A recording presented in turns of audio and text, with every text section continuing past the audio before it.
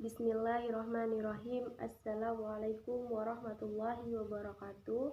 Perkenalkan, nama saya Yelpian Andasa Putri, NIM 104200026, Prodi Hukum Ekonomi Syariah, Fakultas Syariah, Universitas Sultan Toha Saifuddin Jambi. Oke, pada kesempatan kali ini saya akan menyelesaikan tugas ujian akhir semester mata kuliah Fikih Munahakat, yang mana dosen pengampunya itu Dr. M. Hasbi As-Siddiq, MAG. Oke, baiklah, saya akan menjawab pertanyaan yang telah Bapak dosen berikan. Yang mana pertanyaan yang pertama itu, apa hikmah pernikahan? Nah, mengenai hikmah pernikahan sebenarnya tidak dapat dilepaskan dari tujuan sebelumnya dan sangat berkaitan erat dengan tujuan diciptakan manusia di muka bumi ini. Al-Jurjawi menjelaskan bahwa Tuhan menciptakan manusia dengan tujuan memakmurkan bumi, di mana segala isinya diciptakan untuk kepentingan manusia. Oleh karena itu, demi kemakmuran bumi secara lestari, kehadiran manusia sangat diperlukan sepanjang bumi masih ada. Nah, pelestarian keturunan manusia merupakan sesuatu yang mutlak, sehingga eksistensi bumi di tengah-tengah alam semesta tidak menjadi sia-sia. Seperti diingatkan oleh agama, pelestarian manusia secara wajar dibentuk melalui pernikahan sehingga demi memakmurkan bumi. Pernikahan mutlak diperlakukan, ia merupakan syarat mutlak bagi kemakmuran bumi. Nah, adapun empat hikmah pernikahan, yang mana diantaranya yang pertama, menikah menyempurnakan setengah agama, sehingga ada keutamaan di dalamnya seperti berkah pahala, ibadah, kemudahan rezeki, dan sebagainya. Nah, yang kedua, menikah mengikuti sunnah dari Rasulullah Sallallahu Alaihi Wasallam. Yang ketiga, menikah adalah jalan untuk menghasilkan generasi Islam yang soleh dan soleha. Nah, yang keempat, menikah adalah menghindarkan dari perbuatan tercela karena syahwat dan lain-lain sebagainya. Oke, baiklah, lanjut lagi ke soal yang kedua. Wanita yang haram dinikahi terbagi dua. Ada yang haram selamanya, ada juga yang haram sementara. Nah, siapa saja mereka itu semuanya? Jawabannya, berdasarkan keterangan dalam Al-Quran dan hadis, mahram dibagi menjadi dua macam, yakni mahram mu'abbad dan mahram mu'aqqad. Nah, mahram mu'aqqad adalah perempuan yang dilarang dinikahi untuk sementara waktu karena kondisi tertentu. Sementara mahram mu'abbad sifatnya abadi. Artinya tidak boleh dinikahi untuk selamanya dengan alasan apapun. Nah, mahram mu'abbad juga terbagi menjadi 3 bagian berdasarkan sebabnya. Nah, baiklah, yang pertama, mahram mu'abbad karena nasab. Nah, karena nasab, akibat yang ditimbulkan dari hubungan nasab adalah mahram mawaris, perwalian, mahram mawaris. Nah, mahram mu'abbad yang dipengaruhi oleh nasab yaitu yang pertama, ibu. Termasuk dalam kategori ini adalah ibu dan nenek dengan segala tingkatannya, baik dari pihak bapak maupun pihak ibu. Nah, yang kedua, anak perempuan. Termasuk dalam kategori ini anak kandung maupun anak tiri, cucu, cicit, dan semua tingkatannya. Nah, yang ketiga, saudara perempuan. Perempuan yang lahir dari orang tua yang sama, baik keturunan dari ayah dan ibu maupun dari salah satunya. Nah, yang keempat, bibi dari jalur ayah, amah.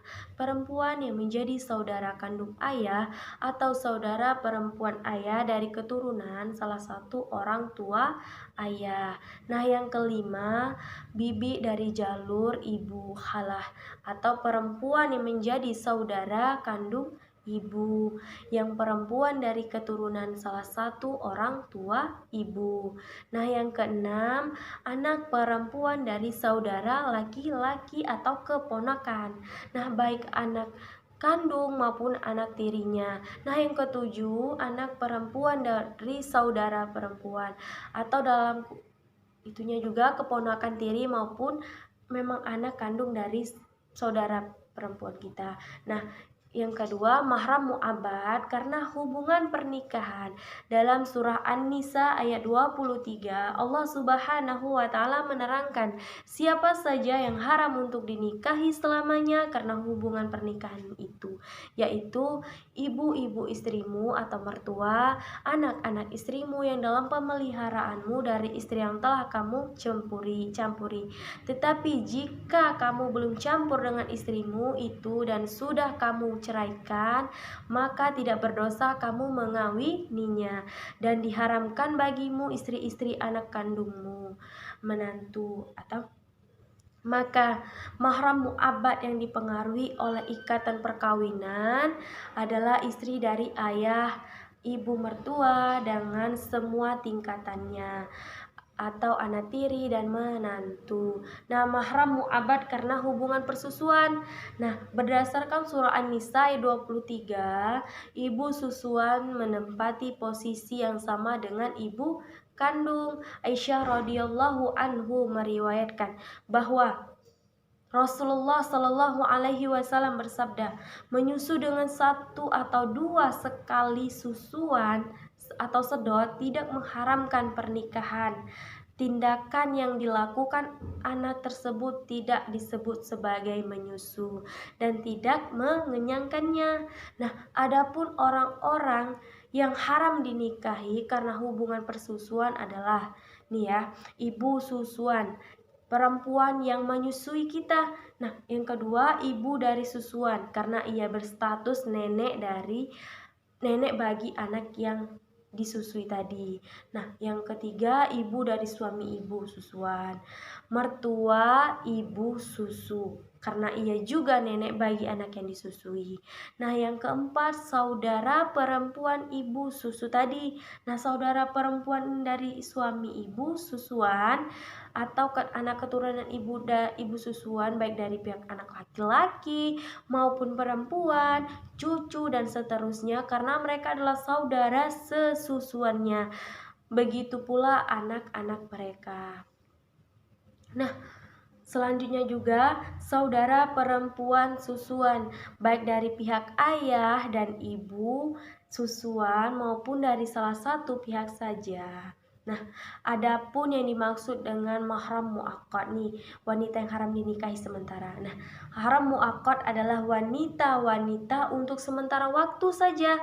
Namun bila terjadi sesuatu seperti perceraian, kematian, habisnya masa iddah ataupun pindah agama, maka wanita itu boleh dinikahi. Mereka adalah yang pertama nih, wanita yang masih menjadi istri orang lain tidak boleh dinikahi kecuali setelah cerai atau meninggal suaminya dan telah habis masa atau telah selesai masa iddahnya. Nah, yang kedua, saudara ipar atau saudara wanita dari istri tidak boleh dinikahi sekaligus, juga tidak boleh berhalawat atau melihat sebagian auratnya. Kalau istri sudah cerai, maka mereka halal untuk dinikahi. Hal yang sama juga berlaku bagi bibi dari istri. Nah, yang ketiga, istri yang telah ditalak 3 haram dinikahi kecuali istri ia telah menikah lagi dengan laki-laki lain dan telah diceraikan oleh laki tersebut, baru kita boleh menikahinya kembali. Nah, yang keempat atau yang kelima ya, ini lupa juga. Menikah dalam kesempatan dengan melakukan ibadah ihram. Nah, bukan hanya dilarang menikah, tetapi juga haram menikahkan orang lain pada masa itu, karena semuanya itu telah tertulis jelas di dalam kitab-kitab maupun Al-Quran, dan semuanya telah diriwayatkan oleh para rasul-rasul, dan semuanya itu udah jelas ketentuan-ketentuannya. Oke, lanjut lagi ke pertanyaan ketiga. Sebutkan urutan wali nikah dan apa hukumnya pernikahan yang tanpa wali. Baiklah, jawabannya adalah yang mana tidak sembarangan orang berhak menjadi wali nikah. Nah, ada juga urutan yang harus dipenuhi secara hierarkis. Misalnya, laki-laki yang paling berhak menjadi wali nikah adalah ayah mempelai perempuan. Jika ayah tidak bisa atau tidak memenuhi syaratnya, baru bisa digantikan dengan wali nikah. Nah, yang lain sesuai urutan yang berlaku. Nah, adapun urutan wali nikah yang berlaku sesuai syariat Islam adalah sebagai mana? Yang pertama ayah, yang kedua kakek, yang ketiga saudara laki-laki seayah seibu atau sekandung, yang keempat saudara laki-laki seayah, yang kelima anak laki-laki dari saudara laki-laki sekandung, yang keenam anak laki-laki dari saudara laki-laki seayah, yang ketujuh paman sekandung, atau yang ke-8 paman seayah, yang ke-9 anak laki-laki dari paman yang sekandung, yang ke-10 anak laki-laki dari paman seayah, atau yang ke-11-nya wali hakim. Nah, urutan wali nikah di atas ditarik dari nasab, jalur keturunan dari pihak ayah dan bukan saudara seibu. Nah, pernikahan seorang perempuan tidak sah kecuali dinikahkan oleh wali yang dekat dari jalur keturunan tersebut. Jika tidak ada, maka keadaan ini diampu oleh wali jauh. Dan jika masih tidak ada juga, maka mempelai dinikahkan oleh penguasa atau wali hakim. Nah, wali hakim menjadi berlaku ketika semua urutan di atas tadi sudah tidak bisa dipenuhi lagi karena sebab-sebab tertentu, misalnya tidak memenuhi syarat menjadi wali nikah. Bagaimanapun juga, tidak semua orang bisa menjadi wali dalam pernikahan, kecuali memenuhi syarat-syaratnya. Nah, oleh sebab itu, kantor urusan agama atau KUA pun biasanya menyarankan untuk mendahulukan wali nasab di atas yang telah dijelaskan tadi, atau sebelum memutuskan untuk menggunakan jasa wali hakim dari KUA. Nah, hal ini tertera dalam aturan pasal 23 ayat 1 dan 2 KHI. Wali hakim baru dapat bertindak sebagai wali nikah apabila wali nasab tidak ada atau tidak mungkin menghadirkannya, atau tidak diketahui tempat tinggalnya, atau gaib lah ya, atau adalah atau enggan gitu. Nah, dalam hal wali adalah atau enggan itu, maka wali hakim baru dapat bertindak sebagai wali nikah setelah ada putusan pengadilan agama tentang wali tersebut. Nah, lagi ke soal keempat. Nah, yang mana pertanyaannya, apa hukum memberikan mahar? Nah, juga sebutkan nama-nama mahar, ada yang dari Al-Quran dan ada juga yang dari hadis. Oke, jawabannya, dalam pernikahan mahar atau yang disebut mas kawin adalah salah satu syarat sahnya. Mahar adalah sejumlah harta yang diberikan oleh mempelai pria ke wanita sebagai bentuk tulusan untuk terikat dalam hubungan pernikahan. Nah, mahar juga bisa disebut sodok, yang artinya benar, jujur, dan tulus. Nah, dalam Islam sendiri, hukum mahar adalah wajib untuk sempurnanya nikah. Nah, Allah Subhanahu wa taala berfirman dalam Al-Qur'an surah An-Nisa ayat keempat yang artinya, "Berikanlah mas kawin atau mahar kepada wanita yang kamu nikahi sebagai pemberian dengan penuh kerelaan. Kemudian jika mereka menyerahkannya kepada kamu sebagian dari mas kawin itu dengan senang hati, maka makanlah, ambillah pemberian itu sebagai makanan yang sedap lagi baik akibatnya." Nah, untuk menuju pernikahan, selain mengenal kepribadian calon pasangan, lamaran, serta memenuhi syarat dan rukun menikah, menyiapkan serta memberikan mahar untuk mempelai wanita. Makanya diberikannya mahar guna untuk menunjukkan ketulusan dalam bentuk benda kepada wanita.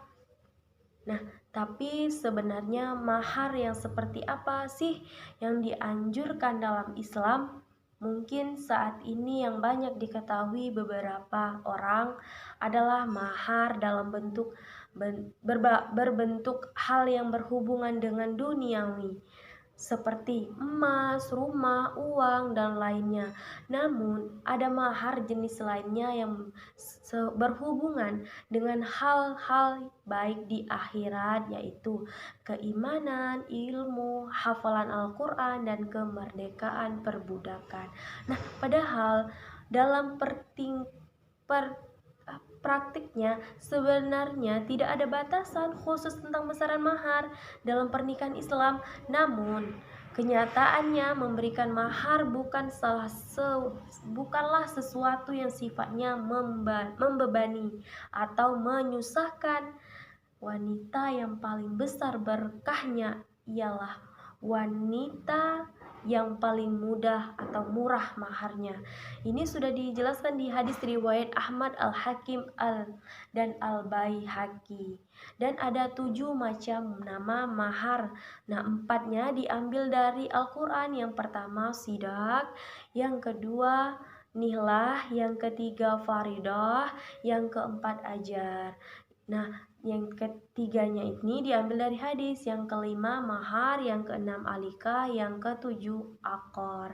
Nah, itulah tadi penjelasan mengenai mahar. Alhamdulillahirabbil alamin, tak terasa rupanya semua soal yang telah Bapak dosen berikan semuanya sudah Yelpi jelaskan atau berikan jawabannya. Dan apabila selama dalam menjawab atau menjelaskan terdapat kesalahan kata, perbuatan, tingkah laku yang kurang berkenan, Yelpi selaku dalam pembuatan video ini, Yelpi mohon maaf apabila terdapat kesalahan tersebut, karena Yelpi manusia biasa yang tak luput dari dosa, karena kesempurnaan itu hanya milik Allah Subhanahu wa taala. Nah, semoga video pada kesempatan kali ini bisa bermanfaat buat teman-teman yang menontonnya. Nah, buat Bapak dosen pengampu pada mata kuliah Fikih Munahakat, saya berucapkan terima kasih. Dan sebelum menutup ini, jangan lupa like, comment, and subscribe. Terima kasih. Wabillahi taufiq wal hidayah. Wassalamualaikum warahmatullahi wabarakatuh.